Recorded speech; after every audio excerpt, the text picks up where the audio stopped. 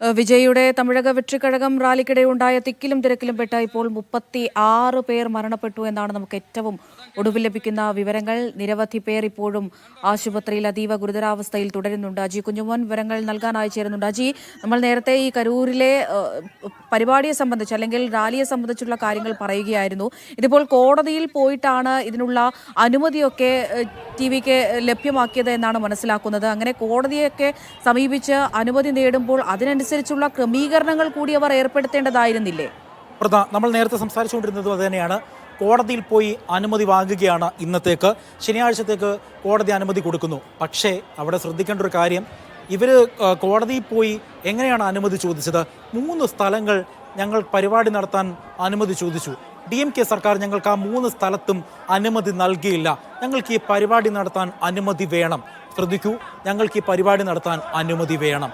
പക്ഷേ ഇവർക്ക് എന്തുകൊണ്ട് ഈ തമിഴ്നാട് DMK സർക്കാർ അനുമതി നിഷേധിച്ച ആ സ്ഥലത്ത് ഈ പരിപാടി നടത്തിയിരുന്നെങ്കിൽ ഇത്രയും വലിയ സങ്കടകരമായ ഒരു വാർത്ത ഇന്ന് ഈ രാജ്യത്ത് കേൾക്കേണ്ടി വരില്ലായിരുന്നു. നമ്മുടെ അയൽ സംസ്ഥാനത്ത് നിന്ന് ദുഃഖകരമായ ഒരു വാർത്ത നമുക്ക് കേൾക്കേണ്ടി വരില്ലായിരുന്നു അമൃത. അത്രയും ഒരു വലിയ വീഴ്ച വിജയിയുടെ പാർട്ടിയുടെ ഭാഗത്ത് നിന്ന് ഉണ്ടായിട്ടുണ്ട് എന്നാണ് ഏറ്റവും ശ്രദ്ധേയമായ കാര്യം എടുത്തു പറയേണ്ടത്.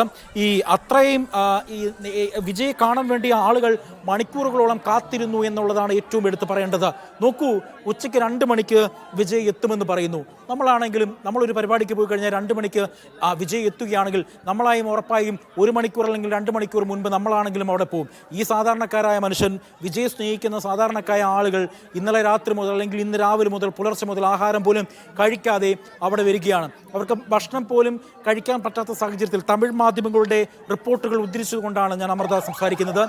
ഭക്ഷണം പോലും കഴിക്കാൻ പറ്റാതെ, വെള്ളം പോലും കഴിക്കാൻ പറ്റാതെ തിക്കിലും തിരക്കിലും പെടുന്ന ഒരു സാഹചര്യം.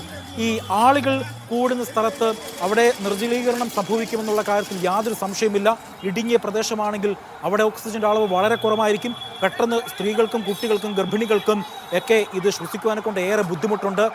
ശാരീരികമായ ആരോഗ്യ സംവിധാനങ്ങൾ ഇല്ലാത്തവർക്ക്, ശാരീരിക പരിമിതികളുള്ളവർ ഒരുപാട് പേർ കാണും. അവരെയൊക്കെ സംബന്ധിച്ചിടത്തോളം വലിയ പ്രയാസങ്ങളും ബുദ്ധിമുട്ടുകളൊക്കെ ഉണ്ട്. അവിടെയാണ് ഇത്തരത്തിൽ ഗുരുതരമായ വീഴ്ച വിജയിയുടെ ഭാഗത്ത് നിന്ന്. ഏകദേശം 60,000-ഓളം പേരെ ഇവർ തന്നെ പ്രതീക്ഷിച്ചതാണ് ഈ റാലിക്ക് ഉണ്ടാകുമെന്ന്. പക്ഷെ നമ്മൾ മനസ്സിലാക്കുന്നത് ഏകദേശം 10,000-ഓളം പേർ പങ്കെടുക്കുമെന്നുള്ള കാര്യം ചൂണ്ടിക്കാട്ടിയുള്ള ക്രമീകരണങ്ങൾക്കാണ് പോലീസിനെ സമീപിച്ചത് എന്നാണല്ലോ. അതെന്തുകൊണ്ടാണ് അങ്ങനെ ഒരു നീക്കം? തീർച്ചയായും അമൃത സൂചിപ്പിച്ചതുപോലെ തന്നെ 60,000 പേര് പ്രതീക്ഷിച്ചുകൊണ്ട്, അതായത് പോലീസിൽ അനുമതി കൊടുക്കുന്ന സമയത്ത് ഇവർ പ്രധാനമായും പറഞ്ഞത് 60,000 പേരെയാണ് ഞങ്ങൾ ഈ പരിപാടിക്ക് ഉദ്ദേശിക്കുന്നത് എന്നതാണ് അവർ പറഞ്ഞത്. ഈ വേദിയുടെ കാര്യത്തിലാണ് ഇത് പറഞ്ഞത് കേട്ടോ. പക്ഷേ ഈ പോലീസിൽ അനുമതി ചോദിച്ചത് 10,000 പേർക്ക് മാത്രമാണ് അവർ അനുമതി ചോദിച്ചത്. പക്ഷേ കോടതിയിൽ കൊടുത്ത റിപ്പോർട്ട് ഇങ്ങനെയായിരുന്നു: 60,000 പേരെ ഉൾക്കൊള്ളിക്കാൻ കഴിയുന്ന ഒരു മൈതാനമാണ് ഞങ്ങൾക്ക് വേണ്ടത് എന്നതായിരുന്നു അവർ ആവശ്യപ്പെട്ടത്. ഇവിടെ വിജയ് ഈ തമിഴ്നാട് രാഷ്ട്രീയത്തിലേക്ക് വരാൻ വേണ്ടി വിജയ് നടത്തുന്ന ഈ യാത്രയിൽ വലിയൊരു തെറ്റുണ്ട് അമൃത. അത് പ്രധാനമായും ചൂണ്ടിക്കാണിക്കണം. ഈ അവസരത്തിൽ അത് ചൂണ്ടിക്കാണിച്ചേ പറ്റൂ. അത് ഈ ചലച്ചിത്ര മേഖലയിൽ നിന്ന്, തമിഴ് സിനിമാ മേഖലകളിൽ നിന്ന് ഒരുപാട് പേർ തമിഴ് രാഷ്ട്രീയത്തിൽ ഇറങ്ങിയതാണ്. നമ്മളുടെ മുന്നിൽ ഒട്ടനവധി സാക്ഷികളുമുണ്ട്. അവരൊക്കെ എങ്ങനെയാണ് ജനപ്രീതി നേടി ഇത്രയും വലിയ നിലയിലെത്തിയത്? റാലികളിലൂടെയും പൊതുസമ്മേളനങ്ങളിലൂടെയാണ്. അങ്ങനെ ആ ഒരു മാതൃകയാണ് വിജയ് സ്വീകരിച്ചത് അദ്ദേഹത്തിൻ്റെ റാലിയിലൂടെ. പക്ഷെ അവിടെ പ്രധാനപ്പെട്ട ഒരു കാര്യം ഉണ്ട് അമൃത.